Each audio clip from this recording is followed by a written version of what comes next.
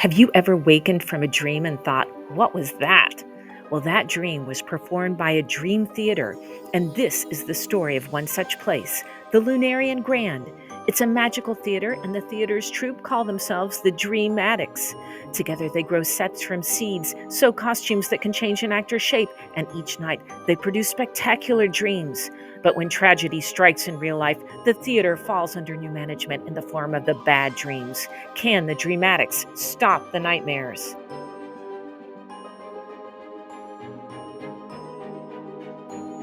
Raised by her two papas on a remote island, Henna has a gift for plants.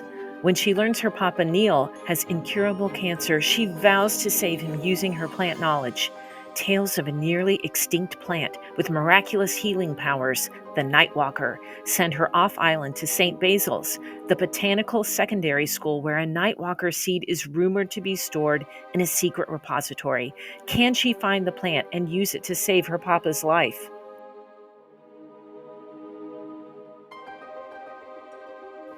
When a mysterious little free library guarded by a large orange cat appears overnight, 11-year-old Evan plucks two weathered books from its shelves, never suspecting that his life is about to change.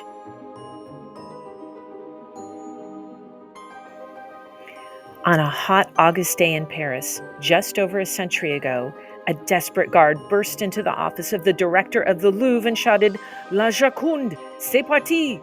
The Mona Lisa, she's gone! No one knew who was behind the heist. Was it an international gang of thieves? An art-hungry millionaire? Travel back to the turn of the century Paris and meet the infamous thieves and detectives of the time. Travel further back and follow Leonardo da Vinci, painter of the Mona Lisa, through his wondrously weird life. Discover the secret at the heart of the Mona Lisa, the most famous painting in the world that never should have existed at all.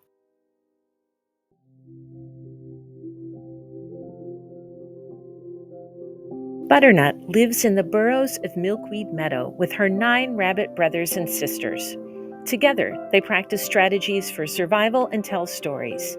Butternut embraces the lesson of her family's stories: stick to your own rabbit kind. But after befriending a naughty robin and a wounded deer, Butternut begins to question what she has been taught.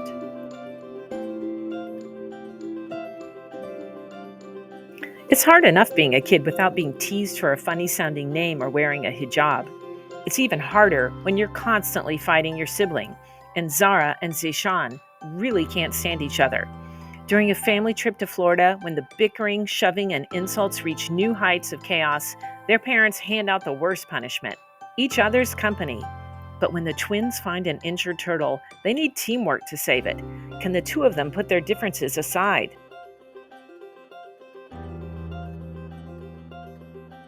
The stock market crash of the Great Depression took everything: Daddy's job at the bank and their home. And now Daddy has left Bee and her little sister at a farm belonging to their late mother's friend. How can Bee convince Mrs. Scott to let them stay when Mrs. Scott is struggling to keep the farm going? She might have to sell her beautiful horses, starting with the dangerous chestnut that injured a stableman. But Bee understands the horse. She sees hope in the powerful jumper. If he can compete at horse shows, they might save the farm, and maybe Bee can even win a place in Mrs. Scott's heart.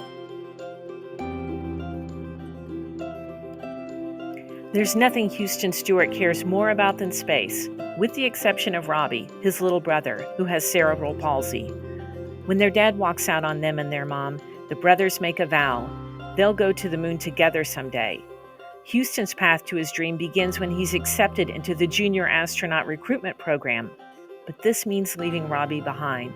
Houston is determined to not only find a way for Robbie to join him, but in the process, win over his NASA hero.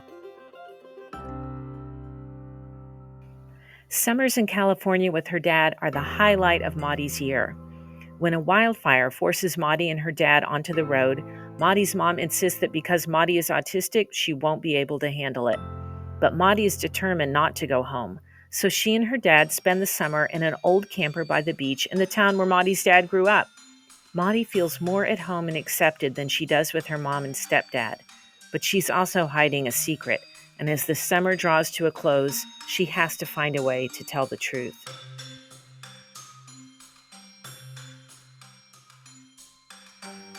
Rafa is sent off to a ranch in New Mexico as punishment for a school prank fiasco. When Rafa gets to the ranch, he discovers that little is what it seems, and there are more mysteries afoot than he expected from a boring detention job. Rafa and his new friends at the ranch must unravel the truth behind the mysterious figure haunting Rancho Espanto and sabotaging his hard work.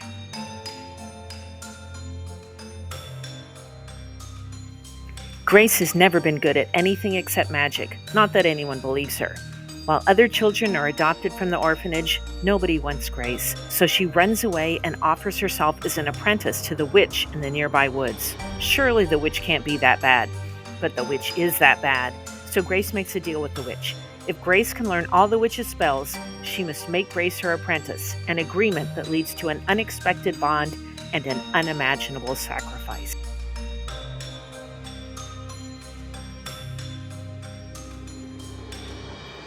Two seventh graders discover it takes more than a good pair of shoes to run 13.1 miles. You've got to have a partner who refuses to let you quit. Drew was never much of a runner until his dad's unexpected diagnosis. Mia has nothing better to do until she realizes entering the half marathon could solve her family's housing problems. And just like that, they decide to spend their summer training. Drew and Mia have very different reasons for running, but they have one thing in common: hope.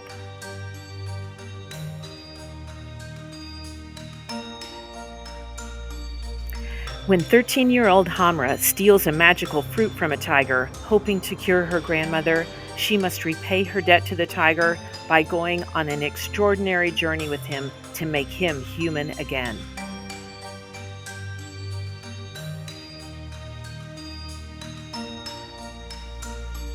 When 11-year-old foster kid Mo finds a handmade cookbook filled with someone else's family recipes, she collects the stories behind them and builds a website to share them, secretly hoping a long-lost relative will find her and give her a family recipe all her own.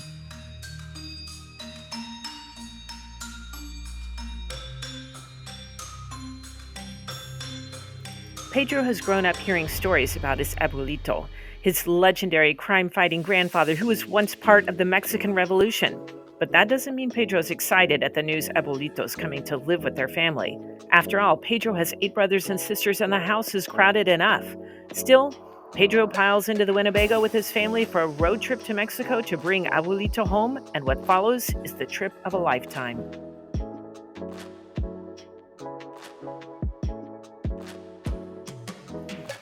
Nothing has gone right for 12-year-old Lawrence since his pop went away.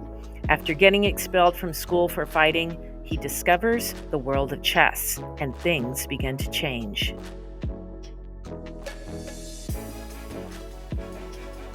When someone gives Arch-Aunt Schadenfreude a deadly push down the stairs during the Swift family reunion, Shenanigan Swift, who has a penchant for mischief, decides to become a detective and solve this mysterious case. Mia lives with her Jewish mom and stepdad in Los Angeles and attends a Jewish community school. But she feels different from her classmates and friends because she's not just Jewish. Her father's Native American, and even though she hasn't lived with him most of her life, she longs to learn about that part of her heritage. Because her mom doesn't like talking about her dad, Mia hatches a plan with her best friend to secretly visit him in Oklahoma.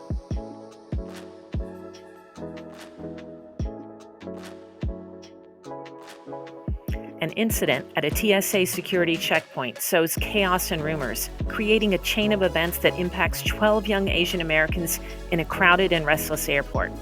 As their disrupted journeys crisscross and collide, they encounter fellow travelers, some helpful, some hostile, as they discover the challenges of friendship, the power of courage, and the importance of the right word at the right time.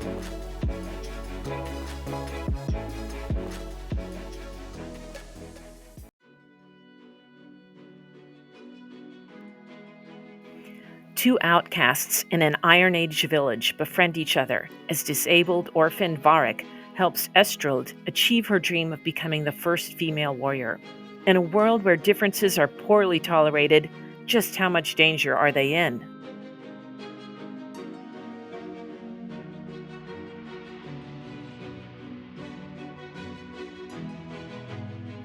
The unexpected appearance of a dolphin in her backyard creek helps a sixth grader with cystic fibrosis learn to write her own story.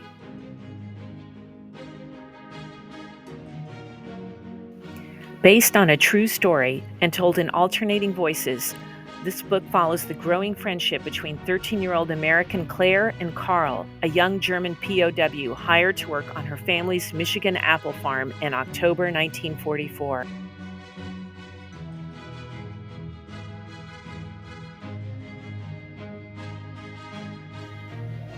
Two years after a tragedy saddles him with viral fame, 12-year-old Simon O'Keefe and his family moved to rural Nebraska, where the internet and cell phones are banned so astrophysicists can scan the sky for signs of alien life, and where, with the help of two new friends, a puppy, and a giant radio telescope, Simon plans to restart the narrative of his life.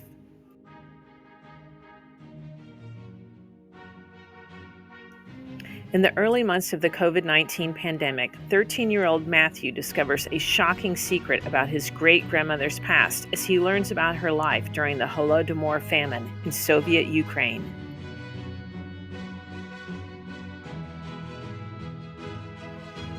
13-year-old new girl Anna Hunt decides to make an investigative podcast about how fellow classmate Rachel Riley went from being the most popular girl in school to the most hated.